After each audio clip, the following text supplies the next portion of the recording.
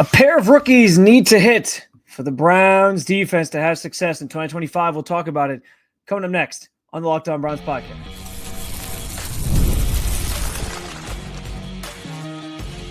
You are Locked On Browns, your daily Cleveland Browns podcast. Part of the Locked On Podcast Network, your team every day. What's up, Dog Pound? I'm Spencer German, your host of the Locked On Browns podcast. I'm proudly covering your Cleveland Browns each and every single day in the land and on the road. Last week, we listed the things that need to happen for the Browns offense to be successful. This week, we've got the list, that same list for the defense. Plus, I finished off our training camp previews with a deeper look at both roles in the secondary. First, though, I do want to thank you for being an everyday at the Locked On Browns podcast, making this your first listen every single day. Remember, you can find Cleveland Browns content with Locked On Browns every week, Monday through Friday, guaranteed, with bonus content on some weekends as well. And it's totally free to you. Just hit that subscribe button wherever it is that you get your podcast, and of course at the Locked On Browns YouTube channel. You can also get involved in the show by sharing your thoughts on anything we discussed today in the comments section. This is your team, so be part of the conversation every single day. And today's episode is brought to you by our friends at FanDuel. Right now, new customers can get $150 in bonus bets when your first $5 bet wins. The Browns defensive line needs to dominate in order for the Browns defense to be successful. And I don't think this really comes as a major surprise, as one of the first things that needs to happen for this team to have success on that side of the football. I've talked about it. I think the defensive line is the strength of this team. I think that, and it's highlighted obviously by Myles Garrett, but I am leaning on this group up front being this attacking style, being physical, being dominant, being a force. And I've again hit on a number of times that I think some of the moves made, whether it was drafting Mason Graham, whether it was adding Malik Collins via free agency, were sort of these savvy moves for a team that didn't have a lot of flexibility to do things, obviously, financially this offseason.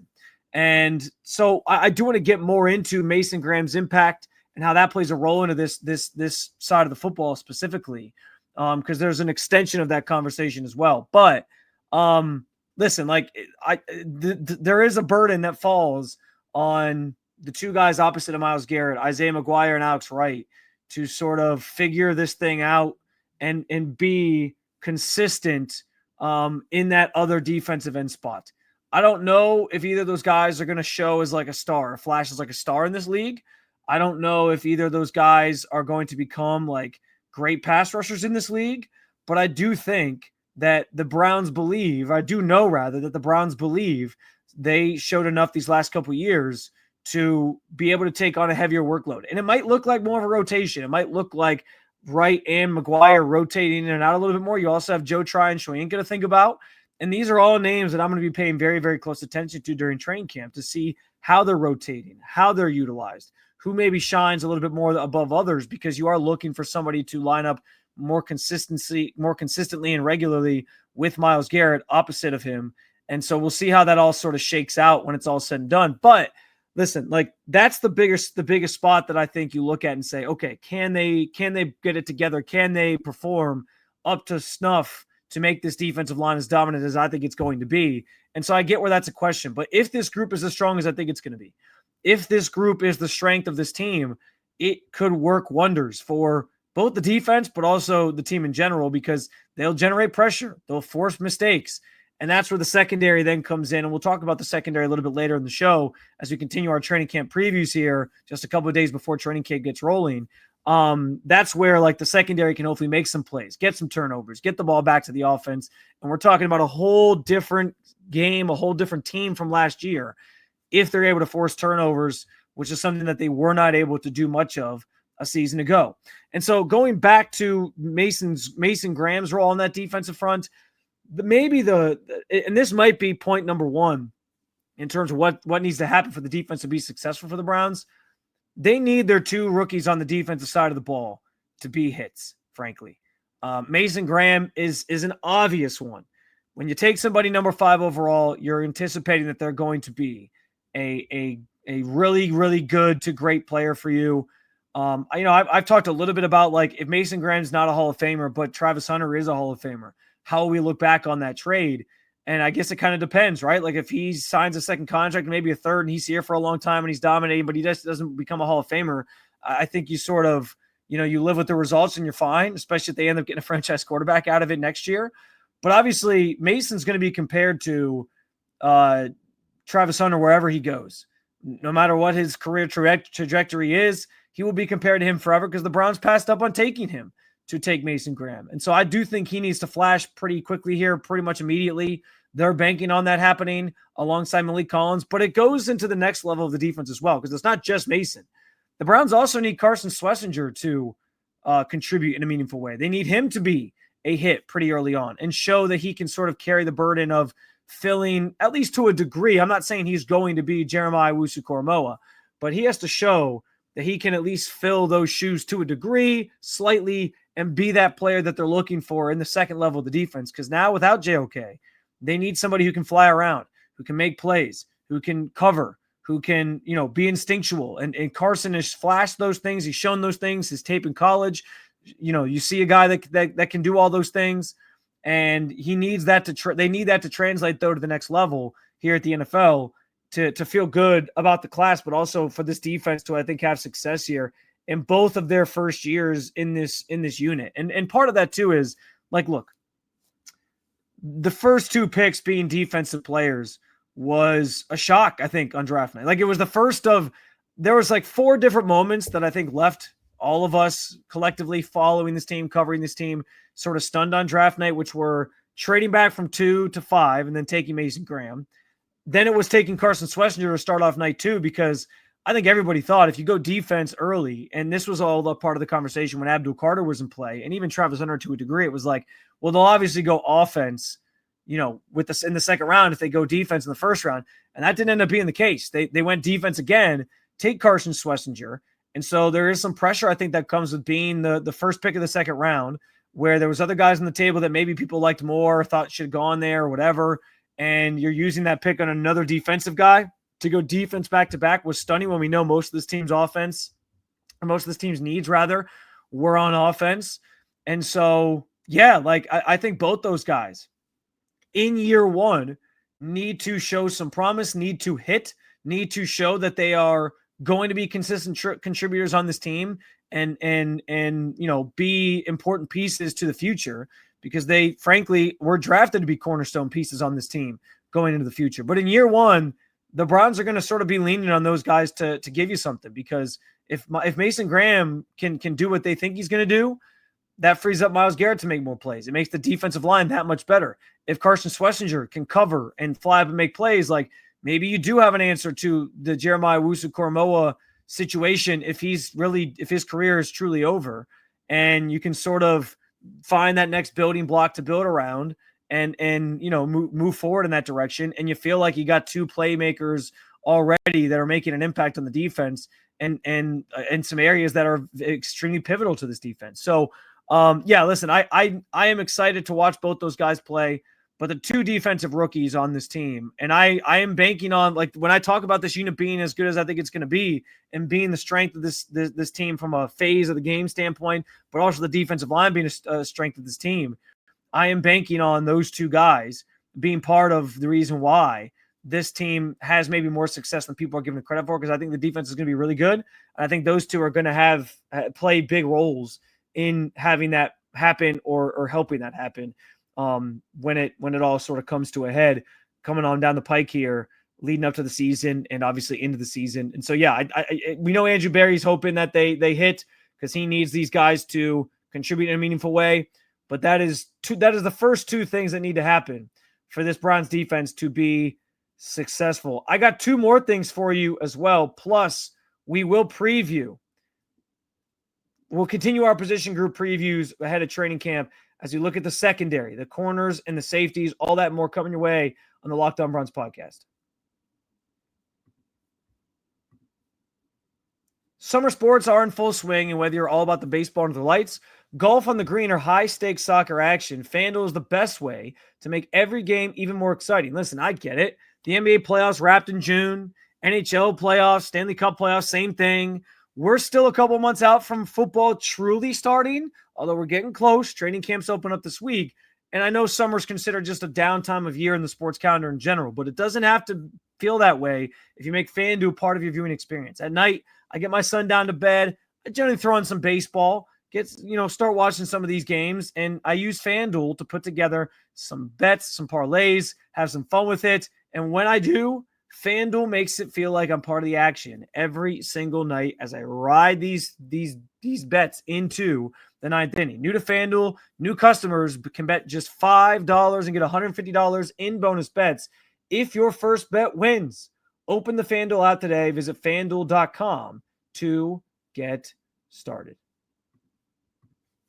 Workplace stress is at an all-time high. 61% of the global workforce is reporting higher than normal stress levels. This summer is the perfect time to take a small step to focus on your wellness and manage the challenges that come with your workday. Of course, most of us can't just quit our job and take endless vacations, but we can start small, whether it's getting outside for a few minutes, adding movement into your day, or talking to someone who can help you navigate life's challenges. That's where BetterHelp comes in. Here's the thing. I get it. Everyone has busy schedules in life, so it's not always easy to find time to schedule therapy sessions into your day. But see, BetterHelp makes it easier because their flexibility with their online therapy sessions makes it so that you can schedule them whenever you have time in your schedule, no matter where you are. As the largest online therapy provider in the world, BetterHelp can provide access to mental health professionals with a diverse variety of expertise. Unwind from work with BetterHelp. Our listeners get 10% off their first month with BetterHelp.com/LockedOn. That's BetterHelp, HELP.com/LockedOn.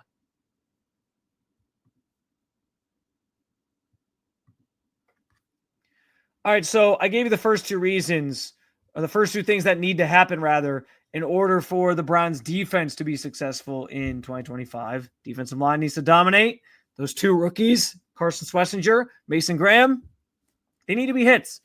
But there's a couple other things that I had in mind as well, and I moved to the secondary with this next one because the Browns need a bounce-back season from Martin Emerson Jr. I'm going into the season feeling like MJ Emerson is going to show you who he really is. I hope that means it's a good thing, and that's kind of what I'm implying here. Like I've said it before, but if his first year that he really stood out was like him at his best, and maybe playing above his skis a little bit, and then last year was a step backwards, I think the truth is probably somewhere in the middle, which to me means you have a good corner. You have a good corner there. And we know that Denzel Ward is coming off of what is one of the best seasons of his career, arguably the best season of his career. And so if you can get that compliment back where MJ Emerson is able to take guys away as well and hold his own in coverage and not be the easy target. Because last year, let's face it, I mean, you watch those games, MJ Emerson was the easy target for defenses to go after, attack, and try to take advantage of in some capacity. It made for some bad moments from him in games where the Browns were losing or lost because of bad coverage plays. He was a weakness on this defense last year. I don't see that being the case this year. I'm sort of predicting here that that's not going to be the case this year. And if they get that bounce back season, like all of a sudden this secondary feels like it can dominate again. Like I understand it all starts with the defensive line, as I said. If those guys can generate pressure, that makes the lives of people like Denzel Ward, MJ Emerson, etc., even easier because they have to cover for less time, right? And hopefully this year they can make those plays when necessary. And I will talk about that here in a second to turn other teams over and get the ball back to the offense. But I do think the number one thing in the secondary that has to happen is Martin Emerson Jr. gets back on track, has that bounce back season, and provides this really nice 1-2 punch that we saw in 2023, where you have Denzel and MJ and sort of being able to lock down their respective sides of the field and really keep teams from challenging them vertically and deep, and it makes things a little tighter. And yes, like there's always weaknesses in defenses. It's rare to have like a perfect set defense. And I understand like Greg Newsome at times has been targeted as kind of a weak link. In 2023, that became the case, especially in that playoff game. So those things happen. And yeah, there'll be other areas that they try to attack. But if Martin Emerson Jr. has a bounce back season and you pair that with the defensive front that I was just talking about needs to be really, really good, man, like you're talking about a team or a defense rather, that can suddenly get back to being that top 5 caliber that everyone was raving about a couple years ago in 2023.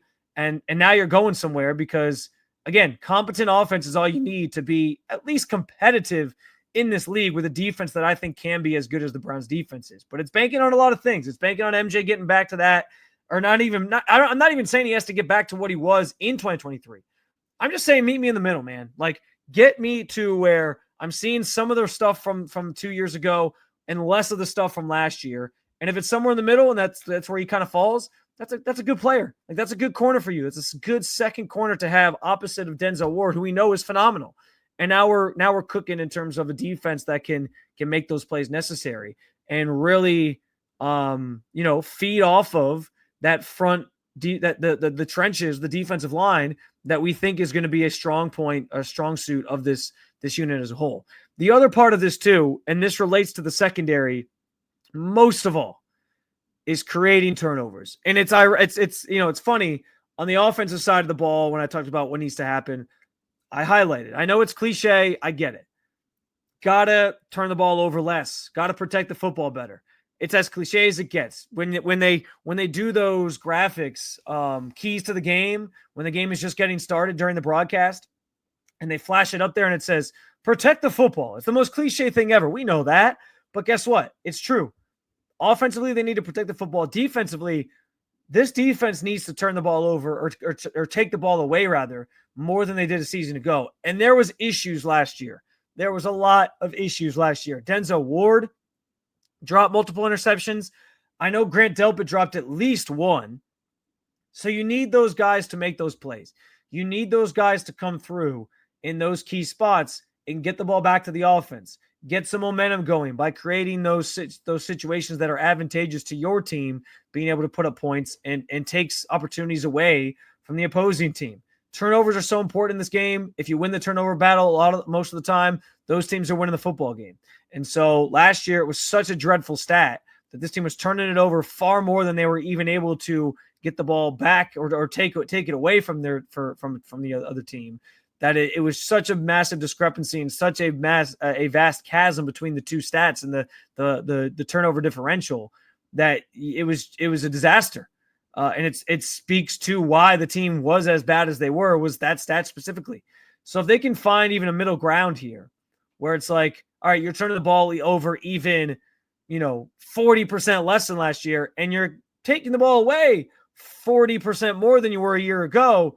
Okay, now we're talking. Now we're talking about a little bit more balance between the two, and you can start to feel good about these two units sort of being in simpatico with each other and thriving. So as we look ahead to training camp, as we get ready for the season, I gave you my reasons last week on Friday of what needs to happen for the offense to be successful.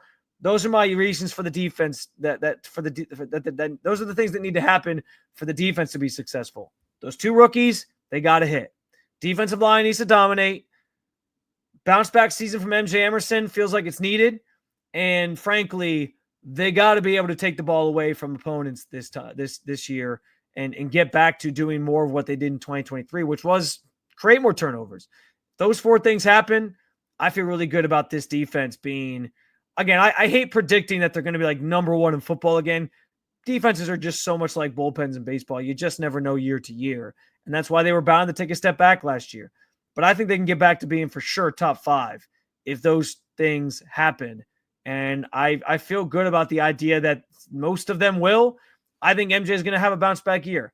I think both rookies are going to be key contributors and show you early on that they can make it at this level. And then the other things are kind of like circumstances. You got to get the turnovers when you can.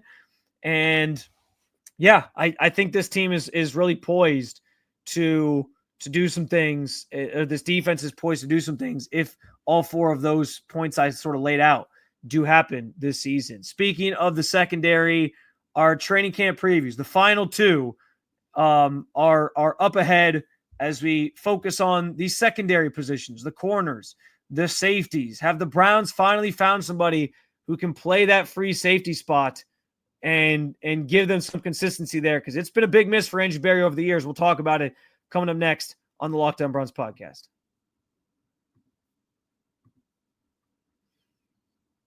Guys, you've probably heard of Viagra or Cialis. Maybe you've even tried them. But if you're looking for something beyond the usual pill, it's time to meet Rugiet Ready. Rugiet Ready is the next-gen prescription treatment designed to amplify arousal in the brain and boost blood flow. Unlike the usual pill that can take hours, Rugiet is a 3-in-1 formula that dissolves under your tongue and kicks in fast, on average in 15 minutes. Effects can last up to 36 hours, so you can stay confident and in control when the moment is right. If traditional options just aren't working for you, Rugiet might be the answer. Over 150,000 men have already made the switch. Head to Rugiet.com/LockedOnNFL and use code LockedOnNFL to get 50% off today. That's Rugiet, RUGIET.com/LockedOnNFL, and use promo code LockedOnNFL for 15% off. Individual results may vary with prescription treatment. Compound drugs are permitted to be prescribed under federal law, but are not FDA approved and do not undergo FDA safety, effectiveness, and manufacturing review. Please visit Rugiet's website for all safety information.